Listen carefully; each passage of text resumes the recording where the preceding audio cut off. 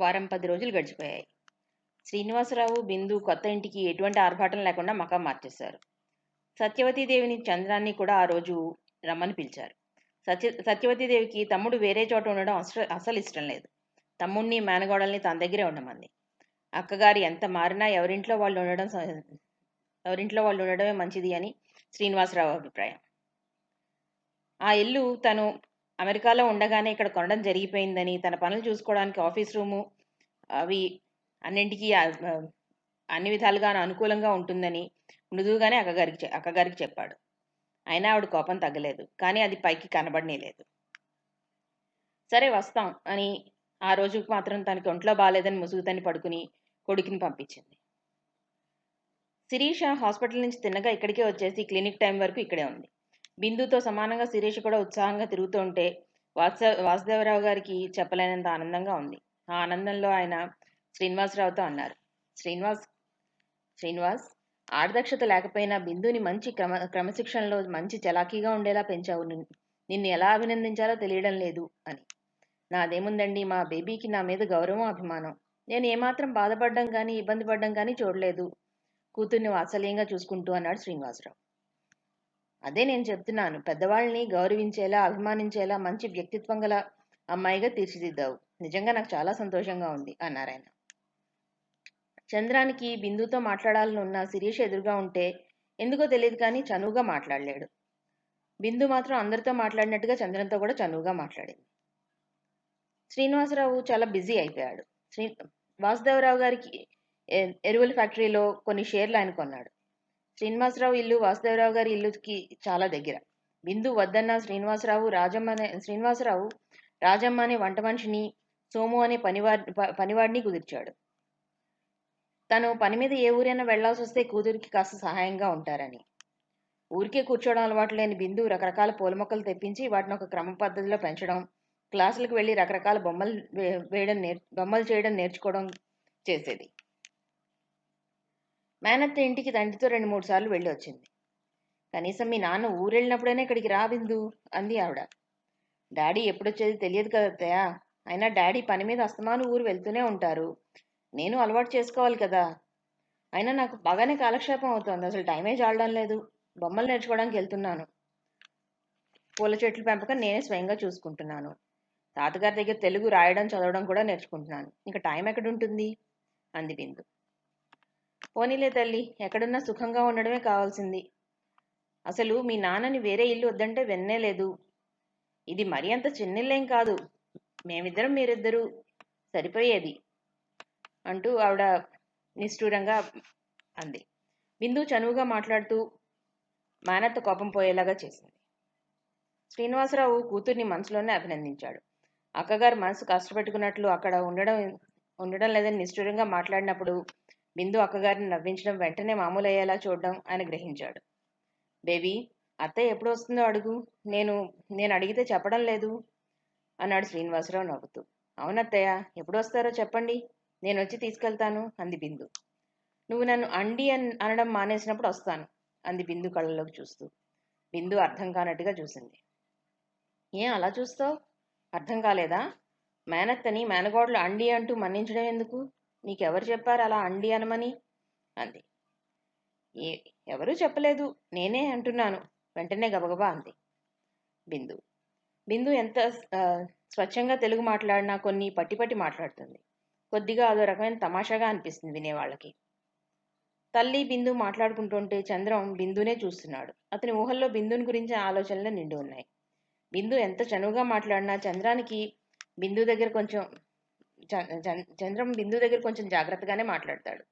బిందు దగ్గరికి వెళ్లాలనిపించినా అతను అస్తమానం వెళ్తే లోకువైపోతాడని భయపడి వాళ్ళు వస్తేనే వెళ్దామని మొదట వెళ్ళలేదు. బిందు తండ్రితో వస్తుంది, తండ్రితోనే వెళ్ళిపోతుంది. వచ్చినప్పుడు కూడా తన తల్లితో ఎలా మాట్లాడుతుందో తనతో కూడా అలాగే మాట్లాడుతుంది. ఇది చంద్రానికి బాధగా ఉంది. చొరవ తీసుకుని ఏదైనా మాట్లాడితే లోకువైపోతానేమో, బిందు ముందు తల వంచాల్సి వస్తుందేమో అని అతనికి భయం. తర్వాత 2-3 సార్లు వెళ్ళాడు. బిందు సాదరంగా ఆహ్వానించింది, స్నేహపూర్వకంగా మాట్లాడింది. చంద్రం అమెరికాలో బిందు స్నేహితుల గురించి అడిగాడు. రాస్తాను, నిన్ననే రీటా జాన్సన్ దగ్గర నుంచి ఉత్తరాలు వచ్చాయి. చాలా నిష్ఠూరంగా రాశారు. ఇక్కడికి వచ్చాక వాళ్ళని పూర్తిగా మర్చిపోయానట అంటూ గలగలా నవ్వింది. చంద్రం మొహం అదోలా అయ్యి మళ్ళీ వెంటనే తేరుకున్నాడు.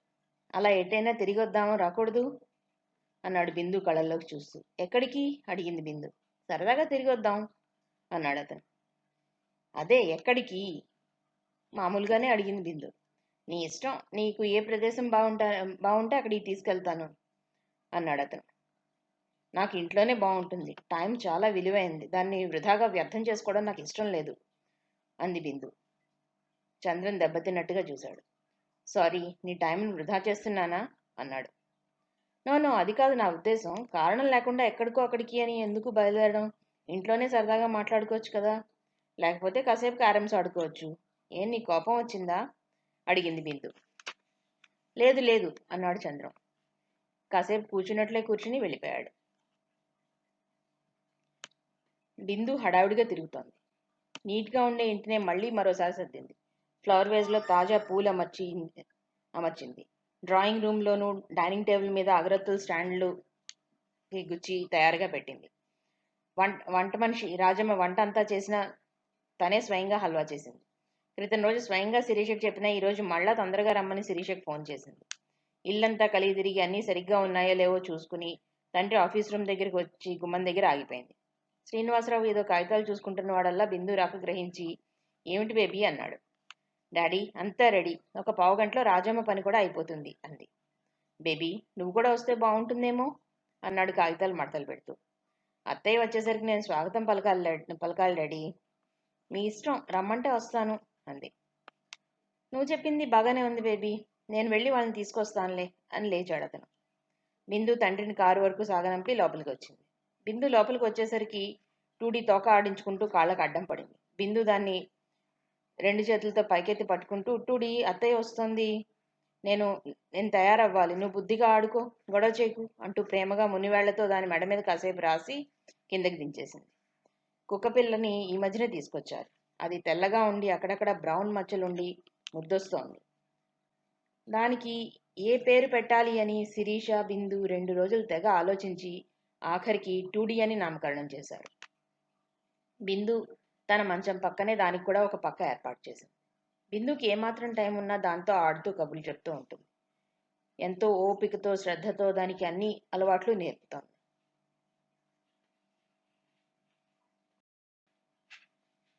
బిందు జడ విప్పి చక్కగా దువ్వి ఒక జడ వేసుకుంది.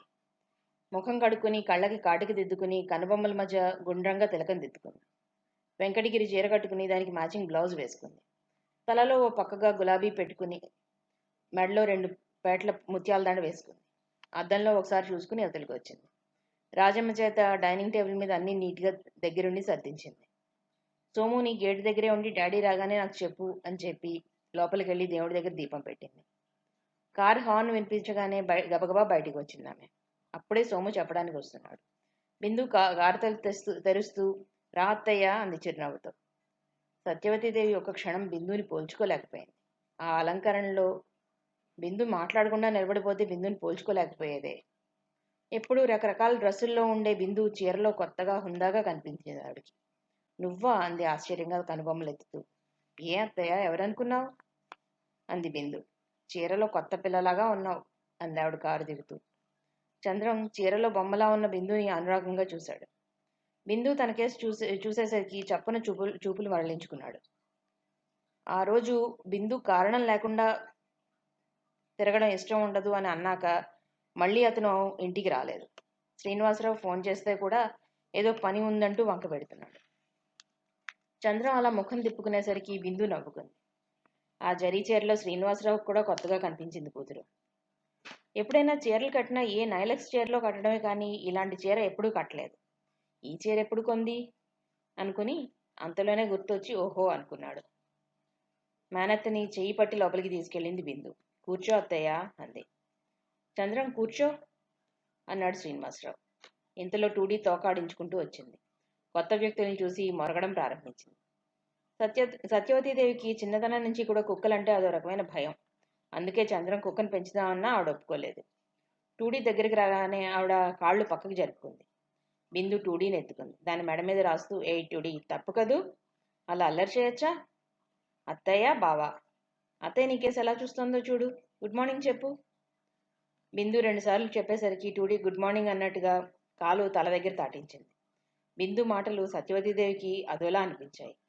అక్కగారి మొహంలో అప్రసన్నత గ్రహించిన శ్రీనివాసరావు కారణం గ్రహించి కూతురికి సైగ చేస్తూ అన్నాడు, బేబీ, టూడీని వరండాలో కట్టేయమను అని.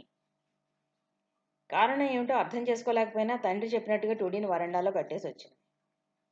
అత్తయ్య, నేను కాఫీ తీసుకొస్తాను అని లోపలికి వెళ్ళబోయింది బిందు. బిందు, వచ్చే ముందే తీసుకుని వచ్చాం, ఇప్పుడేం వద్దు అంది సత్యవతీదేవి. నా చేతి కాఫీ రుచి చూద్దురు గాని అంటూ బిందు లోపలికి వెళ్ళింది. 5 నిమిషాల్లో ట్రేలో 4 కప్పులు పెట్టుకుని వచ్చింది. మొదట సత్యవతీదేవికి ఇచ్చింది. తర్వాత చంద్రం దగ్గర ఆగి మెల్లగా అంది, నా మీద కోపం పోలేదా? పోకపోతే ఈ కాఫీతో కోపం కూడా మింగేయి అని. చంద్రానికి బిందు అలా మాట్లాడడం సంతోషాన్ని కలగజేసినా పైకి తెచ్చిపెట్టుకున్న గాంభీర్యంతో స్టైల్గా ఓసారి కళ్ళెత్తి చూసి కప్పు తీసుకున్నాడు. బిందు ఎంత నెమ్మదిగా అన్నా ఆ మాటలు సత్యవతీదేవి శ్రీనివాసరావు విన్నారు. శ్రీనివాసరావుకి సంగతి తెలుసు కనుక చిన్నగా నవ్వి ఊరుకున్నాడు. సత్యవతీదేవికి కారణం తెలియక ఓసారి కొడుక్కేసి చూసింది. బిందు తండ్రికి కూడా ఒక కప్పు అందించి తనొకటి తీసుకుని తండ్రి పక్కన కూర్చుంది. కాఫీలు తాగడం అయ్యాక రా అత్తయ్య, ఇల్లు చూద్దు గాని అంది బిందు. సత్యవతీదేవి ఇల్లంతా తిరిగి చూసింది. చాలా బాగుంది. ఇంటికన్నా ఇంటి అలంకరణ ఇంకా బాగుంది. ఇంత బాగా సర్దడం ఎవరు నేర్పారు బిందు నీకు? బిందుని అభిమానంగా చూస్తూ అడిగింది ఆవిడ. అక్కడ ఎవరి ఇంట్లో పనులు వాళ్లే చేసుకోవాలి అత్తయ్య. నాకు ఏమాత్రం తెలియదైనా డాడీని వెంటనే అడిగేదాన్ని. డాడీ ఓపిగ్గా చెప్పేవారు. ఇప్పటికీ నాకు తెలియనివన్నీ డాడీనే అడుగుతాను. ఆయన ఓపిగ్గా చెప్తారు కూడా అంది బిందు. అలాగా, చాలా బాగుంది అందావిడ. ఆ ఇంటి అలంకరణ పాత కొత్తల మేలు కలయికలాగా ఉంది. ప్రతి వస్తువు ఎంతో పొందిగ్గా కళాత్మకంగా తీర్చిదిద్దినట్లుగా అమర్చి ఉన్నాయి. తన దగ్గరికి వచ్చినప్పుడు చిలిపి పిల్లలా కేరింతలు కొడుతున్నట్టుగా ఉండే బిందు ఇప్పుడు ఆరిందాలా పెద్ద మనిషి తరహాగా కనిపించేసరికి సత్యవతీదేవికి చాలా ఆశ్చర్యంగా ఉంది. హాల్లోకి వచ్చాక బిందు తండ్రితో అంది, డాడీ, తాతగారు కూడా ఇంకా రాలేదు, ఫోన్ చేస్తే అని. ఇప్పుడే ఫోన్ చేశానమ్మా, బయలుదేరారట అన్నాడు ఆయన. వాసుదేవరావు గారు శిరీష రాగానే శ్రీనివాసరావు బిందు వారికి ఎదురు వెళ్ళారు. అక్క అక్క ఇంత ఆలస్యమా అంటూ బిందు బుంగమూతి పెట్టింది. సారీ బిందు, గంట నుంచి రావాలనే ప్రయత్నిస్తే ఇప్పటికి బయటపడ్డాం. ఎంత మీ అత్తయ్య గారు వచ్చారా అని అడిగింది శిరీష. వచ్చారు. అందరూ లోపలికి వచ్చారు. నమస్కారాలు అయ్యాయి. ఇప్పుడు మీ ఒంట్లో ఎలా ఉంటోంది? శిరీష సత్యవతీదేవిని అడిగింది. కులాసాగానే ఉంటోందమ్మా అంది సత్యవతీదేవి. తనని భోజనానికి పిలిచినప్పుడు వాళ్ళని ఎందుకు పిలిచినట్టో సత్యవతీదేవికి అర్థం కాలేదు. వాసుదేవరావు గారిని చూడగానే తమ్ముడి కళ్ళల్లో వింత కాంతి ఏమిటో ఆవిడికి అర్థం కావట్లేదు. ఏదో బలమైన కారణం చేత తల్లి ఒడిలోంచి దూరంగా కొన్నాళ్లు విసిరివేయబడి అదృష్టవశాత్తు అనుకోకుండా హఠాత్తుగా తల్లి ఒడిలో వాళ్తే ఏ పసిబిడ్డ కళ్ళల్లో అయినా ఎలాంటి కాంతి తళుక్కుమంటుందో శ్రీనివాసరావు కళ్ళల్లో అలాంటి కాంతి వస్తుంది వాసుదేవరావు గారిని చూస్తే. అది సత్యవతీదేవికి అర్థమైంది. అందరూ సరదాగా కబుర్లు చెప్పుకుంటూ భోజనాలు చేశారు. అంత పెద్ద అయినా ఆయనకి బాధలు ఉన్న వాసుదేవరావు గారు తన వయసును మర్చిపోయి జోక్స్ వేసి నవ్వించారు. ఆయన వేసే జోక్స్కి కావాలనే స్టైల్గా నవ్వితే ఎక్కడ ముత్యాలు రాలిపోతాయో అన్నట్టుగా కూర్చునే చంద్రం కూడా నవ్వాడు. భోజనాలు అయ్యాక ఓ గంటకి పని ఉందని శిరీష వాసుదేవరావు గారు వెళ్ళిపోయారు. వాళ్ళు వెళ్ళిపోయాక బిందు సత్యవతీదేవిని అడిగింది, అత్తయ్య కాసేపు పడుకుంటావా అని. పడుకోను అని తమ్ముడికేసి తిరిగి అంది. నువ్వు పడుకుంటే పడుకో అని. నేను పడుకోను అన్నారాయన. శ్రీనివాసరావు సత్యవతీదేవి కబుర్లు చెప్పుకుంటూ కూర్చున్నారు. బిందు చంద్రం లైబ్రరీ గదిలో క్యారమ్స్ ఆడుకుంటున్నారు. మధ్యలో అప్పుడప్పుడు హుషారుగా కేకలు వేసుకుంటున్నారు, వాదించుకుంటున్నారు. వాళ్ళ కేకలు వాదనలు విన్న అక్కగారి మొహం ఎలా ఉంటుందో అని శ్రీనివాసరావు సత్యవతీదేవి మొహంలోకి చూశాడు. గంభీరంగా ఉండే ఆ మొహంలో ప్రసన్నతే ఉంది, కానీ ఏమిటి కేకలు బొబ్బలు అన్నట్టు చిరాగ్గా లేదు. ఆయనకి చాలా సంతోషం అనిపించింది. సత్యవతీదేవి తమ్ముడితో మాట్లాడుతూ బిందు కాయిన్ మిస్ అయినప్పుడల్లా అహో అని నిస్పృహగా అన్నప్పుడల్లా పెదాల చాటున నవ్వు దాచుకుంటోంది. సాయంత్రం 4 గంటలు అయ్యేసరికి సత్యవతీదేవి ఇంక వెళ్తాం వాసు అంది. అప్పుడే వెళ్ళిపోవడం ఏంటి అక్కయ్య, ఏకంగా రాత్రి భోజనం చేసి వెళ్ళొచ్చు అన్నాడు అతను. కాదులే, వెళ్ళాలి. రాత్రికి కాలనీలో ఒకరింట్లో డిన్నర్ ఉంది, వెళ్ళకపోతే బాగుండదు అందావిడ. శ్రీనివాసరావు కూతుర్ని పిలిచి చెప్పాడు. అదేమిటత్తయ్య, అప్పుడే వెళ్ళిపోతారా అంది బిందు. నీకన్నా నయం కదూ, వచ్చి ఇంతసేపు ఉన్నాను. నువ్వు ఇలా వస్తావు, అలా వెళ్ళిపోతావు. ఆవిడ గొంతులో నిష్ఠూరం తొంగి చూసింది. సారీ అత్తయ్య, ఏమీ అనుకోవద్దు. ఈసారి తప్పకుండా వచ్చి ఉంటాను. ఇంకా ఇప్పుడు మీరు వెళ్ళొద్దు అంది బిందు. ఇప్పుడు ఉండడానికి టైం లేదులే బిందు. రాత్రికి ఒకరింట్లో పార్టీ ఉంది, వెళ్ళాలి. నువ్వెప్పుడు వస్తావో చెప్పు, చంద్రాన్ని పంపిస్తాను అందావిడ. డాడీ ఊరెళ్ళినప్పుడు వస్తాను. అయినా నాకు కొత్త ఏముంది, నేను వచ్చేయగలను అంది బిందు. నువ్వు రాగలిగినా వాడిని పంపడం నా ధర్మం అందావిడ. నేను ఊరెళ్లే ముందు తీసుకొచ్చి దిగబెట్టడం కానీ చంద్రానికి ఫోన్ చేయడం కానీ చేస్తానులే అన్నారు శ్రీనివాసరావు గారు. బిందు గదిలోకి వెళ్ళి తిరిగి ట్రేతో వచ్చింది. ఒక ప్యాకెట్ తండ్రి చేతికి ఇచ్చింది. ఇంకో ప్యాకెట్లో పట్టుచీర, జాకెట్టు ట్రేలో పెట్టి మేనత్తకి ఇవ్వబోయింది. ఇవన్నీ ఏమిటి? ఆవిడ తెల్లబోతూ వెనక్కి తగ్గింది. నా సంతోషం కొద్దీ చేశానక్కయ్య, నువ్వు కాదంటే నా మనసు బాధపడుతుంది అంటూ చంద్రం కేసి తిరిగి చంద్రానికి కూడా బట్టలు అందివ్వబోయాడు. మావయ్య, ఇంకా నేను చిన్నపిల్లాడిని అనుకుంటున్నావా అంటూ అతను తీసుకోలేదు. నాకు ఎప్పటికీ చిన్నపిల్లాడు వేరా, నేను ఏమి ఇచ్చినా మారు మాట్లాడకుండా తీసుకోవాల్సిందే అంటూ బట్టలు చంద్రం చేతిలో పెట్టాడు ఆయన. సత్యవతీదేవి ఏమనుకుందో అట్టేసేపు బతిమాలించుకోకుండానే తీసుకుంది. ఆవిడికి చేరిచ్చి అంత క్రితం తండ్రి చెప్పినట్టుగా ఆవిడ కాళ్ళకి నమస్కరించింది బిందు. సత్యవతీదేవి ఆనందంతో ఉక్కిరిబిక్కిరైంది. సంతోషంగానే బిందుని దీవించింది. చంద్రం బిందుకి ఆశ్చర్యంగా చూశాడు. బిందు తర్వాత యాపిల్, బత్తాయి, దానిమ్మ, ద్రాక్ష పళ్ళున్న బుట్ట తీసుకొచ్చి సోము చేత కారులో పెట్టించింది. మళ్ళీ ఇవన్నీ ఏమిటి అంది సత్యవతీదేవి. ఏమో, నీ మేనగోడలను అడుగు అన్నాడు శ్రీనివాసరావు. ఏం బిందు అడిగింది ఆవిడ. నాకు నిజంగా ఏం తెలియదు అత్తయ్య, డాడీ చెప్పినట్టే చేస్తున్నాను అంది చాలా అమాయకంగా ముఖం పెట్టి. సరే, నేను నువ్వు ఇచ్చిందలా తీసుకుంటున్నాను. నువ్వు నా దగ్గర ఎన్నాళ్ళుంటావో చూస్తాను అంది ఆవిడ. నువ్వు ఉండమన్నాళ్ళు ఉంటాను అంది బిందు నవ్వుతూ. అది మంచి పిల్లంటే అలా మాట్లాడాలి అంది బిందు బుగ్గ పుణుకుతూ ఆవిడ. సోముకి, రాజమ్మకి చెప్పి సత్యవతీదేవిని చంద్రాన్ని దేపెట్టడానికి తండ్రి కూతుళ్ళిద్దరూ వెళ్లారు. తమ్ముడి అభిమానానికి సత్యవతీదేవి ఉక్కిరిబిక్కిరవుతోంది. చంద్రం బిందుతో పట్టుదలగా ఉంటే లాభం లేదని, బిందు దేనికి జంకదని గ్రహించాడు. మాట్లాడితే బిందు చాలా బాగా మాట్లాడుతుంది, మాట్లాడకపోతే అభిమానంగా మాట్లాడుతుంది. బెట్టు చేస్తే పట్టించుకోదు, లెక్క చేయదు. ఈ విషయం చంద్రానికి బాగా అర్థమైంది. మావయ్య అపార్థం చేసుకోడు, బిందుని జబర్దస్తిగా ఎక్కడికైనా తీసుకెళ్లే హక్కు తనకుంది అనుకున్నాడు. వీళ్ళు వెళ్లేసరికి నాగరాజు వచ్చున్నాడు.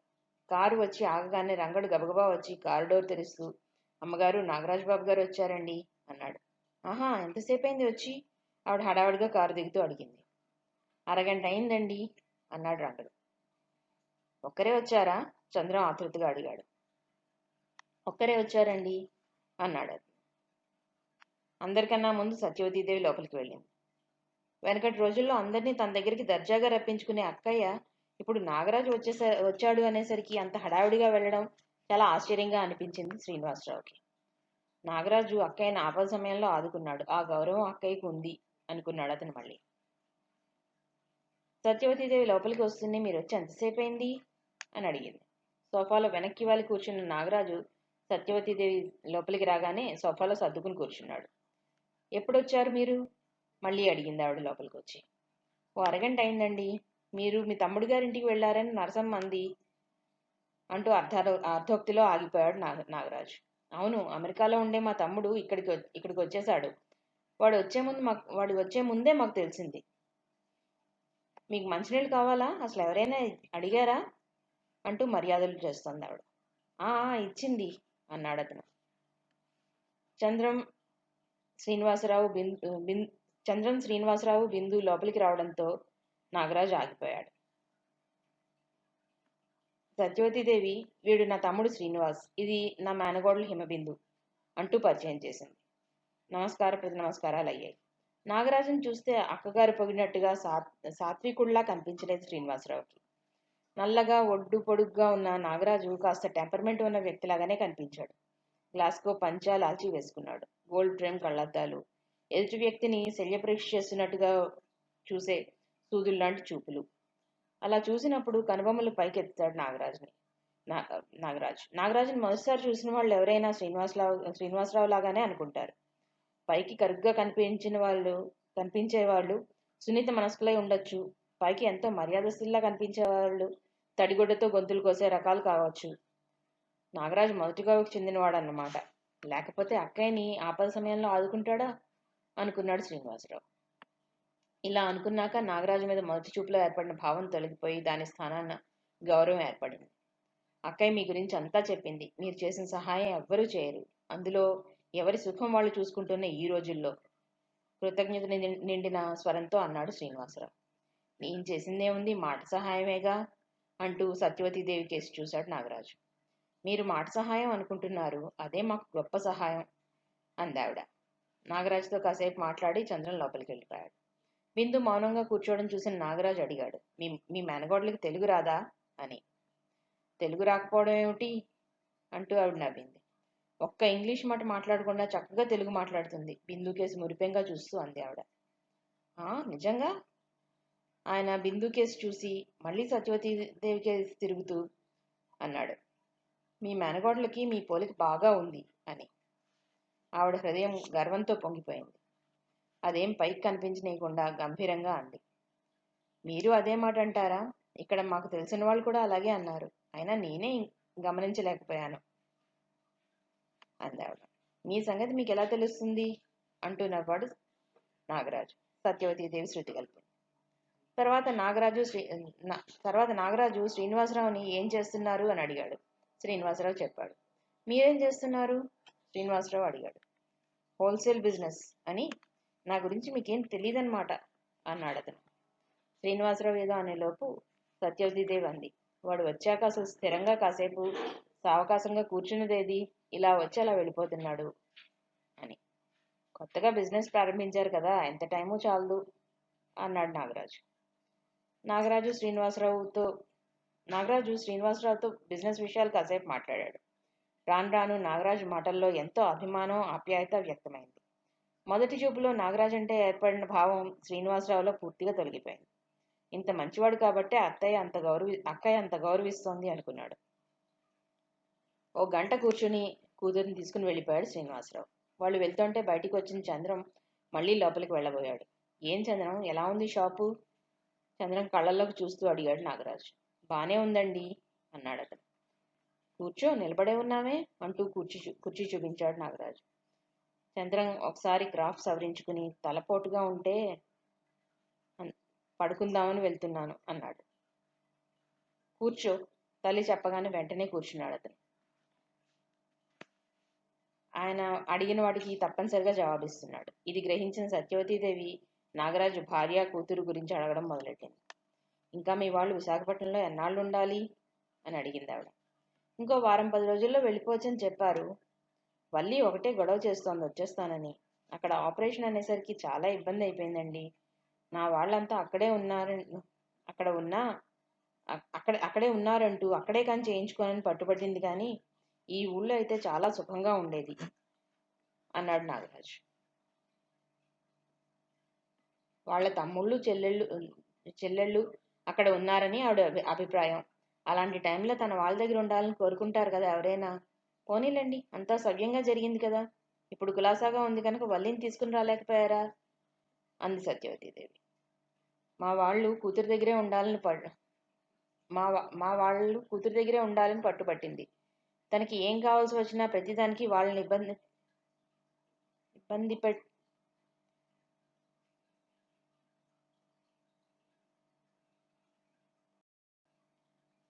మా ఆవిడ కూతురు దగ్గరే ఉండాలని పట్టుబట్టింది. తనకి ఏం కావాల్సి వచ్చినా ప్రతిదానికి వాళ్ళని ఇబ్బంది పెట్టాలని ఇంకెలాగూ 10 రోజుల్లో వచ్చేస్తాం కదా అని వల్లికి నచ్చజెప్పి అక్కడే ఉంచేశాను అన్నాడు నాగరాజు. వాళ్ళు మాట్లాడుకుంటుంటే చంద్ర అక్కడి నుంచి ఎప్పుడెప్పుడు వెళ్ళిపోదామా అన్నట్టుగా కూర్చున్నాడు. ఇది నాగరాజు గ్రహించాడు. ఏం చంద్రం, డల్గా కనిపిస్తున్నావు అని అడిగాడు. తలపోటుగా ఉందండి వెంటనే అనేశాడు మళ్ళీ. ఏదైనా మందు వేసుకోలేకపోయావా అన్నాడు నాగరాజు. ఇప్పుడు వేసుకోవాలండి చంద్రం కణతలు నొక్కుంటూ అన్నాడు. వెళ్ళి మాత్ర వేసుకుని కాసేపు పడుకో అన్నాడు నాగరాజు. ఆయన అలా అండమే తడు వెంటనే లోపలికి వెళ్ళి తన గదిలోకి వెళ్ళి తలుపులు మూసుకున్నాడు నాగరాజు. చంద్రం అంత క్రితం చదువుతూ మంచం మీద బోర్లా పెట్టిన ఇంగ్లీష్ నావెల్ని చేతిలోకి తీసుకున్నాడు. అతను పేజీలు తిప్పుతున్నాడే కానీ అతని ఊహల నిండా ఇప్పుడు బిందు రూపమే ఆక్రమించుకున్నది. బిందుని వదిలి తను ఉండలేను అనుకున్నాడు. అమ్మకి కూడా బిందు చాలా నచ్చింది. మావయ్యది వెర్రి అభిమానం. ఇంకా బిందు చనువుని ఎలా అర్థం చేసుకోవాలో తెలియడం లేదు. ఎవరితో మాట్లాడినా తనతో మాట్లాడినంత ఫ్రీగాను మాట్లాడుతుంది. ఈ పుస్తకాల్లో చదివే భావాలు బిందు కళ్ళల్లో తను చూడాలి. బిందుతో ఒంటరిగా 4 చోట్ల తిరిగితే కానీ బిందు మనసు తను గ్రహించలేడు. తండ్రి ఊరు వెళ్ళినప్పుడు బిందు తప్పకుండా వస్తానందిగా. అప్పుడు బిందుకి ఇష్టమైన ప్రదేశాలన్నింటికి తీసుకెళ్ళాలి. తనంటే ఎటువంటి అభిప్రాయం ఉందో తెలుసుకోవాలి. ఆ వల్లి గర్వం పొగరు అణచాలి. అమ్మ వాళ్ళని గౌరవిస్తుంది కదా అని తనంటే ఎంత నిర్లక్ష్యంగా ఉంటుంది.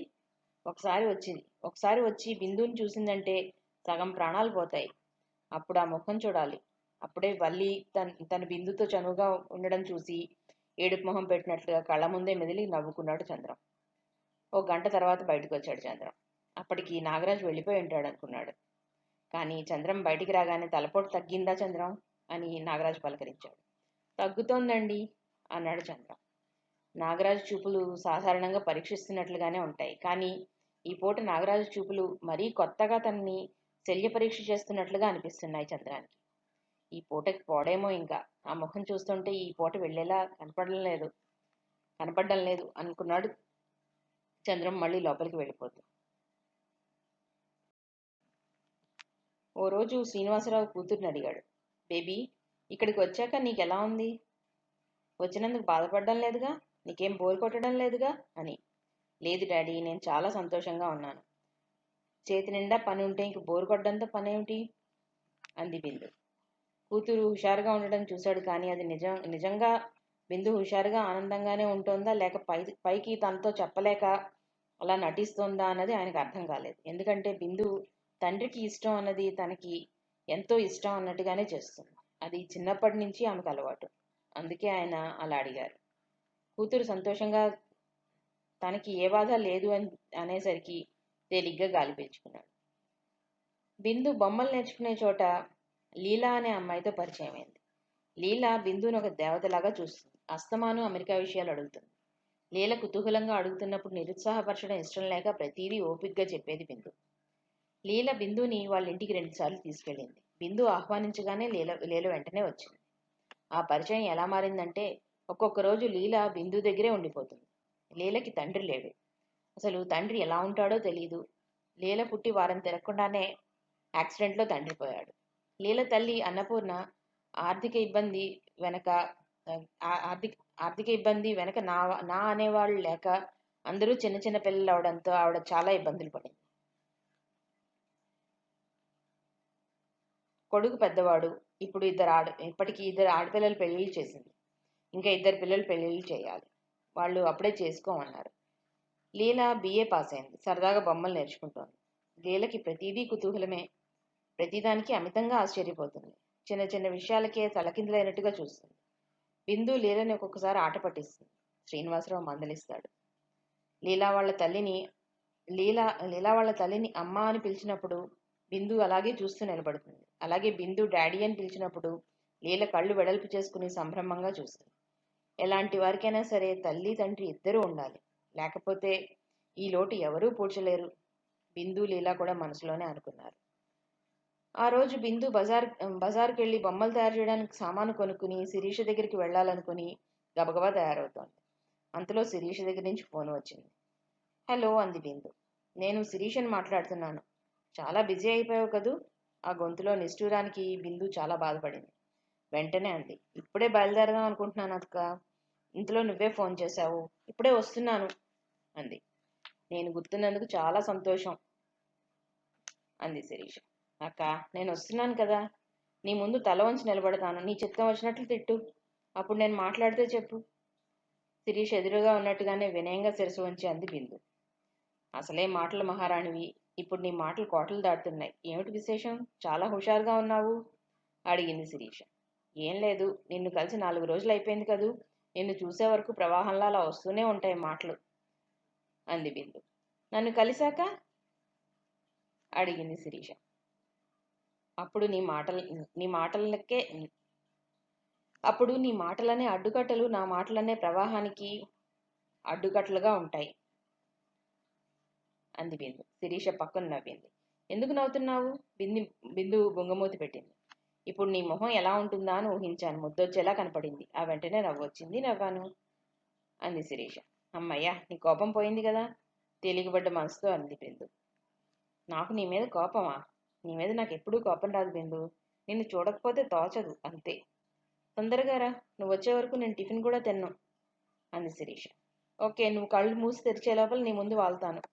ఫోన్ పెట్టేనా అంది బిందు. సరే, నువ్వు వచ్చే వరకు మూసిన కళ్ళు తెరవను అంటూ ఫోన్ పెట్టేసింది శిరీష. బిందు గబగబా తయారై బయటకు వచ్చింది. శ్రీనివాసరావు బిందు క్లాసులకు వెళ్ళడానికి ఇబ్బంది పడక్కర్లేకుండా లూనా కొన్నాడు.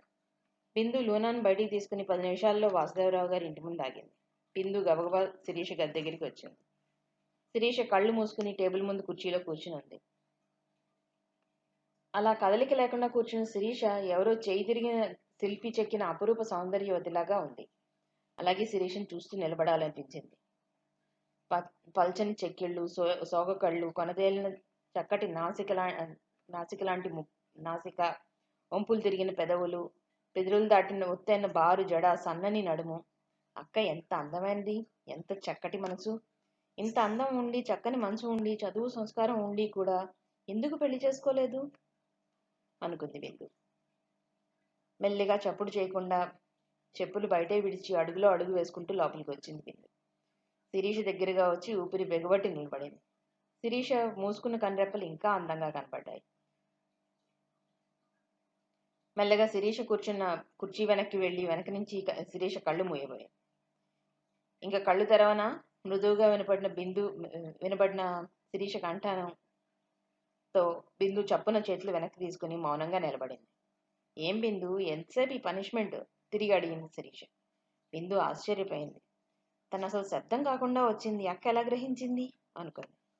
బిందు శిరీష ఎదుటికి వచ్చి నిలబడుతూ, కళ్ళు తెరవండి డాక్టర్ అంది.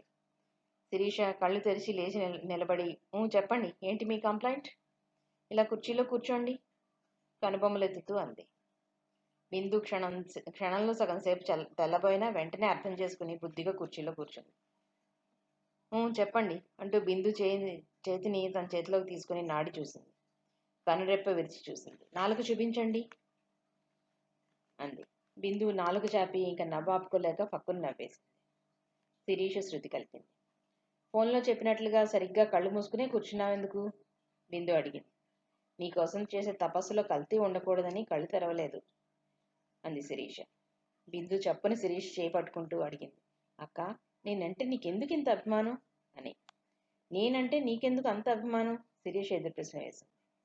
ఈ హైదరాబాద్లో కాలు పెట్టగానే మొదట నేను చూశాను. నువ్వు ఆప్తురాలుగా అనిపించావు. నిజంగా అక్క చెల్లెళ్ళు అన్నదమ్ములు ఎవ్వరూ లేరు. అమ్మ ఒడి ఎలా ఉంటుందో నాకు తెలియదు. అసలు ఎలా ఉంటుందో నాకు తెలియదు. లోటు అంటే ఏమిటో తెలియకుండా డాడీ పెంచారు. నిన్ను చూడగానే నీలో నాకు అమ్మ, అక్క, చెల్లి, అన్న, తమ్ముడు వీళ్ళందరి ఆప్యాయత నీ మొదటి చూపులోనే లభించినట్లుగా అయింది. మరి నేనంటే నీకెందుకు అభిమానమో చెప్పు అంది బిందు. మన ఇద్దరి అభిప్రాయాలు ఈ విషయంలో ఒకటే బిందు. ఆశ్చర్యంగా ఉంది కదూ. అమ్మా నాన్న నాకు జ్ఞాపకం వచ్చే వరకు ఉన్నా నాకు అక్క చెల్లెళ్ళు అన్నదమ్ములు లేరు. మా ఫ్రెండ్స్ అందరి ఇళ్లలో ముగ్గురు నలుగురు పిల్లలు ఉండేవారు. వాళ్ళు దేనికో దానికి తగలాడుకోవడం, వాళ్ళ తల్లి వచ్చి వాళ్ళకి నచ్చ చెప్పడం, విడదీయడం, ఇదంతా నాకు చాలా ముచ్చటగా అనిపించేది. శిరీష కళ్ళల్లో నీలి మేఘాలు కదలాడాయి. చప్పును తేరుకుని నవ్వుతూ అంది. నిన్ను చూడగానే నీతో అలా దెబ్బలాడాలనిపించింది. కానీ నువ్వే నా కోరిక తీర్చడం లేదు. నీ మీద కేసు పెడతాను అంది. మరి ఇంతవరకు చెప్పలేదే? రేపటి నుంచి రోజు దెబ్బలాడతాను, లేదంటే ఇప్పుడే మొదలెడతాను అంది బిందు. ముందు టిఫిన్ తిందాం, తర్వాత తీరిగ్గా దెబ్బలాడదు గాని అంటూ బిందు చేయి పట్టుకుని లేవదీసింది శిరీష. ఏం టిఫిన్ అక్క? శిరీషను అనుసరిస్తూ అడిగింది బిందు. నీకు చాలా ఇష్టమైంది అందామె. ఏమిటది? కుతూహలంగా అడిగింది బిందు. ఏమిటో చెప్పుకో అంది శిరీష. స్వీటా హాటా? రెండూను అంది శిరీష. ముందు కారా చెప్తాను, జీడిపప్పు పకోడీ ఒక వేలు మంచింది. ఓహో, శిరీష పెదాల చాటుని నవ్వు దాచుకుంది. పకోడీ, బజ్జీ, వడ, పులిహార, సమోసా ఒక్కొక్కటి వేలు మడుస్తూ 10 పేర్ల దాకా చెప్పింది. శిరీష ఏదీ కాదండి. మరి ఏమిటో చెప్పు అడిగింది బిందు. ఓడిపోయినట్టేనా? ఓడిపోయాను ఒప్పుకుంది బిందు. అయితే ఇప్పుడు నేను చెప్పినట్లుగా చేస్తావుగా అడిగింది శిరీష్. చేస్తాను అంది బిందు. రాత్రికి ఇక్కడే డిన్నర్ అంది శిరీష. బిందు ఏదో చెప్పబోయింది. ఇంక నువ్వేం చెప్పకు, డాడీ కూడా ఇక్కడికే వస్తారు. మరి చెప్పవే, ఇంతకీ ఏం టిఫిను అంది బిందు మళ్ళీ. గులాబ్ జామ్, మిరపకాయ బజ్జీ చెప్పింది శిరీష. వావ్, సంతోషంతో చిన్నగా కేక పెట్టింది బిందు. వచ్చిన కొత్తలో మిరపకాయ బజ్జీ శిరీష్ చేసింది. ఈ వంట దగ్గరికి మిరపకాయ బజ్జీ శిరీష చేసింది. ఈ వంట దగ్గరికి శిరీష వంట మనిషిని రానియదు. చాలా బాగా చేస్తుంది. తనకి ఆప్తులు అనుకున్న వారు ఎవరైనా వస్తే శిరీష స్వయంగా తనే తయారు చేస్తుంది. బిందు మొదట తినడానికి భయపడింది, కానీ అవి రుచి చూశాక వదిలిపెట్టలేదు. ఇద్దరు కబుర్లు చెప్పుకుంటూ టిఫిన్ తిన్నారు. బిందు లీల గురించి చెప్పింది. లీలని అందరూ తండ్రిని చంపి పుట్టిందని తిట్టేవారంటక్క. ఇప్పటికీ లీలని అదే భావంతో చూస్తారట. అలా చూడండి నిందించింది తల్లి ఒక్కతే అట. ఆవిడ నువ్వు ఎవరి మాటలు పట్టించుకోకు, నా మాటే నీకు లెక్క అంటుందిట. అందుకే అందరూ అనే మాటలు లీల చెప్తుంటే చాలా జాలి కలుగుతుందక్క అంది బాధగా బిందు. పాపం, నలుగురు అలా నిందిస్తుంటే తల్లి ఎంత ఓదార్చినా బాధగానే ఉంటుంది బిందు. ఓ ఆదివారం సాయంత్రం ఇక్కడికి తీసుకురా అంది శిరీష. తనే 2 సార్లు అంది నిన్ను చూస్తాను తీసుకెళ్ళమని. నీతో చెప్పి తీసుకొద్దామని తీసుకురాలేదు అంది బిందు. అదేమిటి బిందు, ఇందులో నాతో చెప్పేదేముంది? ఆ అమ్మాయి అంత అభిమానంగా అడిగితే అంది శిరీష. నీకు ఉండే టైమే చాలా తక్కువ. అలసి వస్తావు. రాగానే నేను ఎవరినో ఒకరిని తీసుకుని వస్తే ఏం బాగుంటుంది అంది బిందు. అలా ఎప్పుడు అనుకోకు. నీకు ఆప్తులైన వాళ్ళు నాకు ఆప్తులే. అయినా నేను ఈ వృత్తిలో ఎప్పుడూ అలసిపోలేదు, అలసిపోను కూడా. నాకు ఈ వృత్తిలో ఎంతో తృప్తి. అసలు నేను డాక్టర్ని కాకపోతే ఏమైపోయేదాన్నో అంది శిరీష. శిరీష గొంతు భారంగా అవడం చూసి బిందు తెల్లబోయింది. బిందు మొహంలో ఆశ్చర్యం చూసిన శిరీష చప్పును తేరుకుని వెంటనే మాట మార్చేసింది. శిరీష అప్పుడప్పుడు అదోలా అయిపోవడం, మళ్ళీ వెంటనే తేరుకుంటూ మాట మార్చేయడం 4-5 సార్లు చూసింది బిందు. ఏమిటి అక్క ఎందుకు అలా అయిపోతోంది? ఎంత ఆలోచించినా బిందుకు అర్థం కావలేదు. ఏమిటని సొంత విషయాలు అడిగేంత చనువు ఇద్దరి మధ్య లేదు. ఇద్దరి మధ్య 7-8 సంవత్సరాలు తేడా ఉన్న స్నేహభావం ఎలా ఏర్పడిందో బిందుకి ఆశ్చర్యంగానే అనిపిస్తుంది. ఒకసారి శిరీష్తో అంటే, నేను అదే ఆశ్చర్యపోతాను, నిజంగా చాలా గమ్మత్తుగా అనిపిస్తుంది కదూ అంది. శిరీష బిందు గంటల తరబడి అలా కబుర్లు చెప్పుకుంటూ ఉంటే వాసుదేవరావు గారి ఆనందం అంతా ఇంత కాదు. మూగగా పెద్ద మనిషి తరహాగా ఉండే శిరీషలో బిందు సమక్షంలోనే కాకుండా బిందు గురించి ప్రసక్తి వచ్చినప్పుడు కూడా శిరీష కళ్ళల్లో ఆనందం ఆయన చూశారు.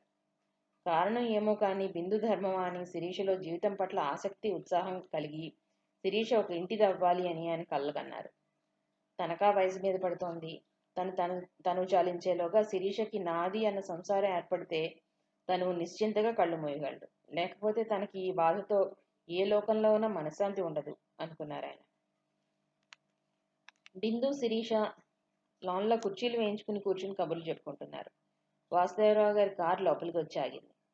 పుట్టి పరుగును వచ్చి కార్ డోర్ తెరిచాడు. వాసుదేవరావు గారు, ఆయన వెనక 27-28 సంవత్సరాల యువకుడు దిగారు. కొత్త వ్యక్తిని చూసిన బిందు, శిరీష వాళ్ళిక్కడ లాన్లో కూర్చుంటారో లోపల కూర్చుంటారో తెలియక లేచి నిలబడ్డారు. వాసుదేవరావు గారు బిందుని చూసి హలో బిందు అని గాల్లో చెయ్యి ఊపి లోపలికి దారితీశారు. ఆయన వెనకే ఆ యువకుడు కూడా లోపలికి వెళ్ళిపోయాడు. శిరీష, బిందు లోపలికి వచ్చారు. నా మనవరాలు శిరీష, శ్రీనివాసరావు గారి కూతురు బిందు అని అతనికి వాళ్ళిద్దరినీ పరిచయం చేసి శిరీషతో చలపతి అంకుల్ లేరు, ఆయనకి ఇతను బాగా తెలుసు, ఇంచుమించుగా ఇంట్లో వ్యక్తిలాగానే మసులుతాడు, ఇతని పేరు సుధీర్ అని చెప్పాడు. సుధీర్ ఇద్దరికీ నమస్కరించాడు. శిరీష, బిందు ప్రతి నమస్కారం చేశారు. మీ డాడీ బయలుదేరుతున్నాను అన్నాడు, ఇంకా రాలేదేమిటి అన్నారు వాసుదేవరావు గారు. తెలియదు తాతగారు అంది బిందు. 10 నిమిషాల తర్వాత శ్రీనివాసరావు వచ్చాడు. అడిగో డాడీ వచ్చారు. బిందు లేచి నిలబడుతూ అంది. సారీ ఆలస్యమైంది, మీరు వచ్చి చాలాసేపు అయిందా అన్నాడు శ్రీనివాసరావు వస్తూనే. లేదు 10 నిమిషాలు అయిందంతే అంటూ సుధీర్ని చూపిస్తూ నేను చెప్పానే ఇతనే సుధీర్ అని. సుధీర్తో శ్రీనివాసరావు అని ఒకరినొకరికి పరిచయం చేశారు వాసుదేవరావు గారు. సుధీర్ లేచి వినయంగా నమస్కరించాడు. శిరీష లోపలికి వెళ్ళి వాళ్ళకి టిఫిన్ టీ పంపించే ఏర్పాట్లు చేస్తోంది. వాసుదేవరావు గారు తండ్రి సుధీర్ మాట్లాడుకుంటుంటే వింటూ కూర్చుంది బిందు. నాయర్ అక్కడికి పలహారాలు తీసుకొచ్చి ఇచ్చాడు. అక్కడికి వచ్చిన శిరీషతో వాసుదేవరావు గారు అన్నారు. శిరీష, సుధీర్ ఈ పూట ఇక్కడే భోజనం చేస్తాడు అని. మంచిది తాతయ్య అంది శిరీష. సుధీర్ ఏదో చెప్పబోయాడు. ఇంక నువ్వే అభ్యంతరం చెప్పద్దు, ఈ పూట నువ్వు మా అతిథివి అన్నారాయన. సుధీర్ ఇంకేమీ మాట్లాడలేకపోయాడు.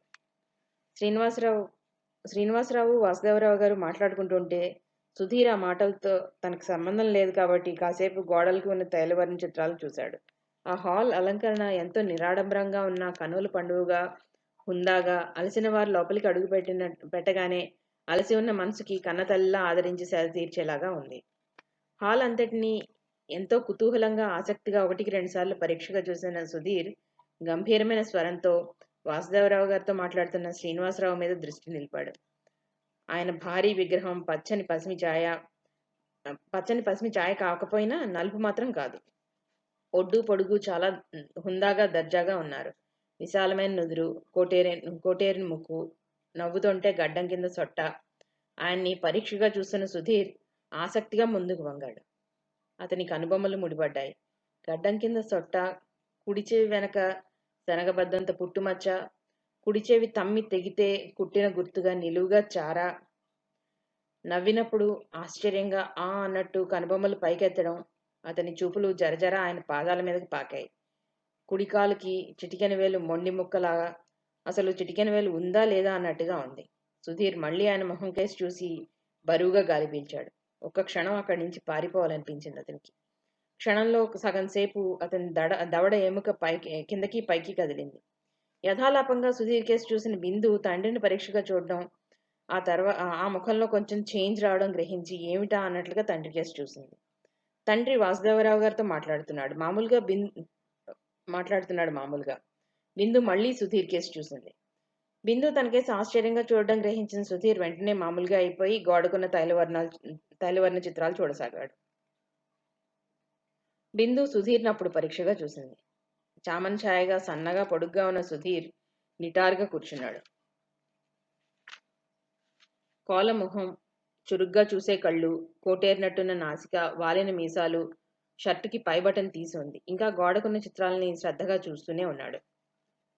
మనసుల్లో కెరటాల్లా లేచిన భావాలని అతను అదిమిపెట్టి వెంటనే తేరుకున్నాడు. తర్వాత వాళ్ళతో మామూలుగానే మాట్లాడాడు. అందరూ ఒక్కసారే భోజనాలు కూర్చున్నారు. శ్రీనివాసరావు మాటలు, హావభావ ప్రకటన అంతా శ్రద్ధగా గమనిస్తున్న సుధీర్ సందేహం తీరిపోయింది. సుధీర్, నువ్వేం మొహమాట పడకు.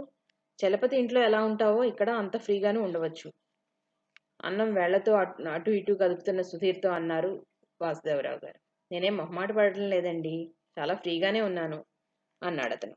గుడ్ బాయ్, ఫ్రీగా ఉండేవాళ్ళంటే నాకు చాలా ఇష్టం అన్నారు ఆయన. మీ అభిమానానికి కృతజ్ఞుణ్ణి నెమ్మదిగా అన్నాడు సుధీర్. భోజనాలు అయ్యాక ఓ అరగంట కూర్చుని సుధీర్ అందరి దగ్గర సెలవు తీసుకుని వెళ్ళిపోయాడు. బిందు శిరీష గదిలో కూర్చుని మాట్లాడుకుంటున్నారు. ఇద్దరు నవలల గురించి చర్చించుకోవడంలో హఠాత్తుగా వాతావరణంలో మార్పు రావడం ఇద్దరూ గమనించలేదు.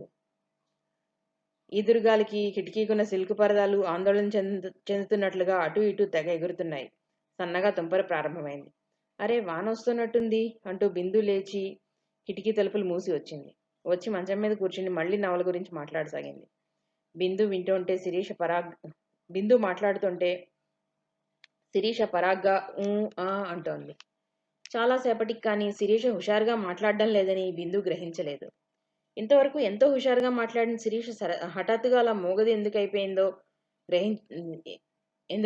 అర్థం కాలేదు బిందుకి. ఈ విషయం గ్రహించడానికి చాలా సమయం పట్టింది. వాన వచ్చిందంటే శిరీష ఎందుకు అలా మూగగా మాట్లాడలేనట్టు, వెలుగు చూడలేనట్టు అయిపోతుందో ఎంత ఆలోచించినా అర్థం కాలేదు బిందుకి. అక్కకి వానంటే ఎందుకంత భయం? భయం అని భయంలాగానూ కనబడదు. కానీ ఆకాశం మబ్బులు కమ్మిందంటే, వాన చినుకులు పడ్డాయంటే సర్వం కోల్పోయిన దానిలా, ఆ సమయంలో ఎవరి ఉనికిని భరించలేని దానిలాగా అయిపోతుంది. ఎందుకు? తను మంచి డాక్టరు. మరి ఈ వ్యాధికి మందు అక్కకి తెలీదా? అనుకుంది బిందు. బిందు, లైట్ తీసేనా? అలా అంటూనే స్విచ్ ఆఫ్ చేసేసింది శిరీష. అక్క, వానంటే నీకు భయమా? ఎందుకు వాన వచ్చిందంటే అదోలా అయిపోతావు? నాలుగు చివరి వరకు వచ్చిన మాటను వెనక్కి తీసేసుకుంది బిందు. అక్క దగ్గర తనకి ఎంతో చనువు ఉండొచ్చు. అక్కకి నేనంటే విపరీతమైన అభిమానం ఉండొచ్చు. కానీ పర్సనల్ విషయాలు తను అడగకూడదు. చెప్పేదైతే అక్కే చెప్పేది కదా అనుకుని ఆ ప్రయత్నం విరమించుకుంది. కొంతసేపటికి బిందు మాట్లాడటం లేదని గ్రహించిన శిరీష, బిందు, ఆపేశావు? అంది. ఆ స్వరంలో ఇందాకటి హుషారు లేదు, ఉత్సాహం లేదు. ఎదుటి వ్యక్తి చిన్నబుచ్చుకోకుండా, నిరుత్సాహపడకుండా చేయడానికి కల్పించుకుని మాట్లాడినట్టుగా ఉందంతే. ఇప్పుడే వస్తానక్క అంటూ హాల్లోకి వచ్చింది. అప్పుడే శ్రీనివాసరావు లేచి నిలబడ్డాడు. బేబీ, వాన మొదలైంది, ఇంకా బయలుదేరదామా అన్నాడు. నేను ఈ పూట ఇక్కడే పడుకుంటాను డాడీ అంది బిందు.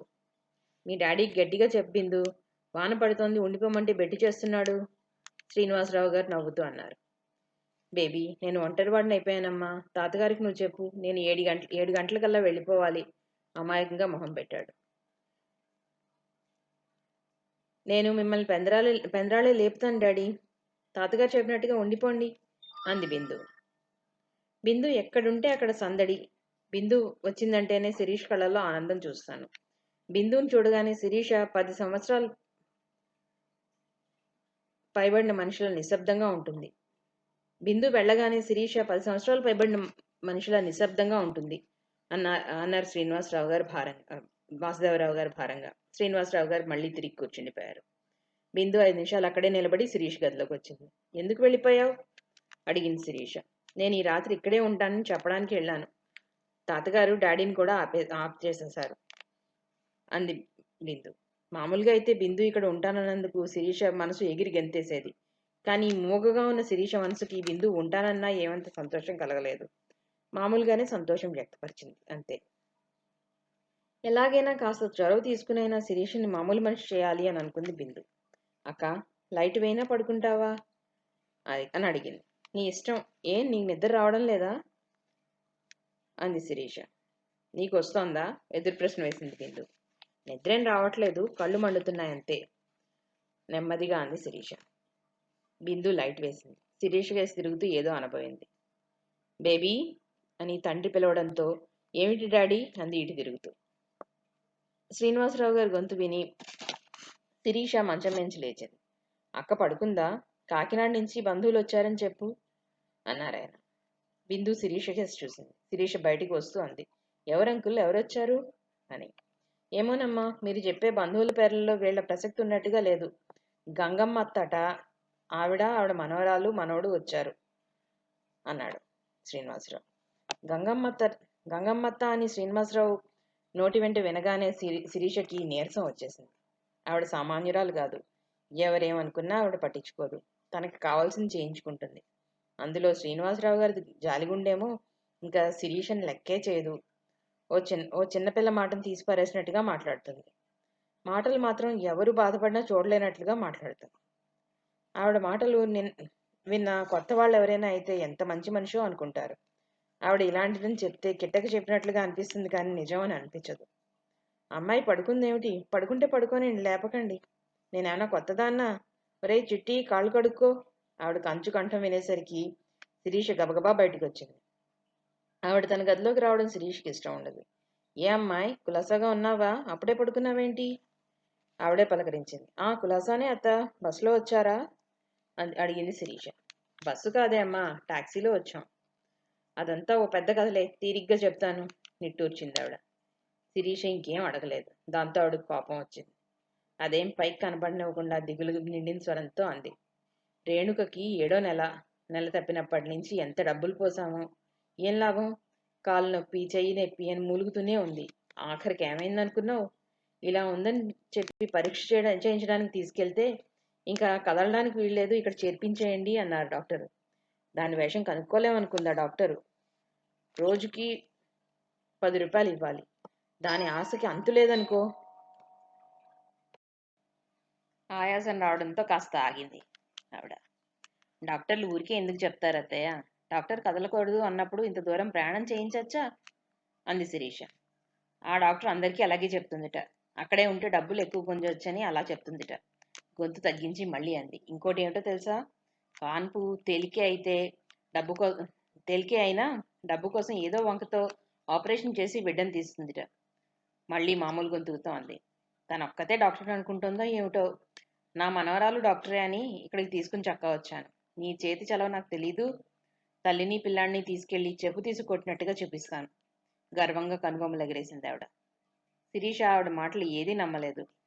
నమ్మినా నమ్మకపోయినా ఆవిడ వచ్చిన పని అయితే కాని కదలదు అని తెలుసు ఆ శిరీషకి. శిరీష నాయర్ని వాళ్ళకి భోజనాల ఏర్పాట్లు చూడమని చెప్పి హాల్లోకి వచ్చింది. రేణుక చాలా నీరసంగా ఉంది. సన్నగా పొల్లలా ఉందేమో. పొట్ట బాగా ముందుకొచ్చినట్లుగా ఉండి చూడ్డానికి అదోలా ఉంది. వయసు కూడా ఎక్కువ లేదు, 18 సంవత్సరాలు. గంగమ్మ గారు అప్పట్లో తనకి సుస్థి చేయడంతో మనవరాలు పెళ్లి చూడాలని రేణుకకి 11వ సంవత్సరాన్నే పెళ్లి చేయించింది. 16 సంవత్సరాలకి ఆడపిల్ల పుట్టిపోయి రేణుక చచ్చి బతికింది. కొన్నాళ్లు కాన్పు రాకుండా జాగ్రత్త పడమని డాక్టర్లు చెప్పారు. గంగమ్మ గారి దృష్టిలో అది మహాపాపం. ఏం రేణుక అంటూ శిరీష నవ్వుతో పలకరించింది. శిరీష నవ్వు చూసేసరికి రేణుకకు ధైర్యం వచ్చింది. బాగున్నావా వదినా? అంది లేచి నిలబడుతూ. కూర్చో అంది శిరీష. రేణుక కూర్చుంది. మరి అంత నీరసంగా ఉన్నావేమిటి అని అడిగింది. రేణుక నవ్వి తల దించుకుంది. వాళ్ళు భోజనాలు చేసే వరకు శిరీష అక్కడే ఉంది. గంగమ్మ గారు బిందు వాళ్ళు ఎవరు అని అడిగింది. శిరీష తాతయ్య స్నేహితులు అని చెప్పాక తేలిగ్గా గాలి పీల్చుకుంది. వాళ్ళు ఇక్కడే ఉంటారేమో అని, తన స్వేచ్ఛకు అడ్డొస్తారేమో అని ఆవిడ భయం. శిరీష వాళ్ళకి పడుకోవడానికి ఏర్పాట్లు చూసి గదిలోకి వచ్చేసరికి బిందు పుస్తకం చదువుకుంటూ కూర్చుంది. ఇంకా నువ్వు పడుకోలేదు? ఆశ్చర్యంగా అడిగింది శిరీష. నిద్ర రావడం లేదు అంటూ శిరీష మొహంలోకి చూసింది బిందు. వాన వెలిసిపోవడం వల్ల కిటికీ తలుపులు తెరుస్తూ అడిగింది. ఎవరక్క వాళ్ళు అని. మా నాన్నకి మేనత్త, ఆవిడ మనవరాలు మనవడు అని చెప్పాను. మరి అత్తయ్య అంటున్నావేమిటి అడిగింది బిందు. ఆవిడ్ని అందరూ అలాగే పిలుస్తారు. 100 సంవత్సరాల వృద్ధుడి దగ్గర నుంచి 5-6 ఏళ్ల పసిపాప వరకు అందరికీ ఆవిడ గంగమ్మత్తే అంది శిరీష.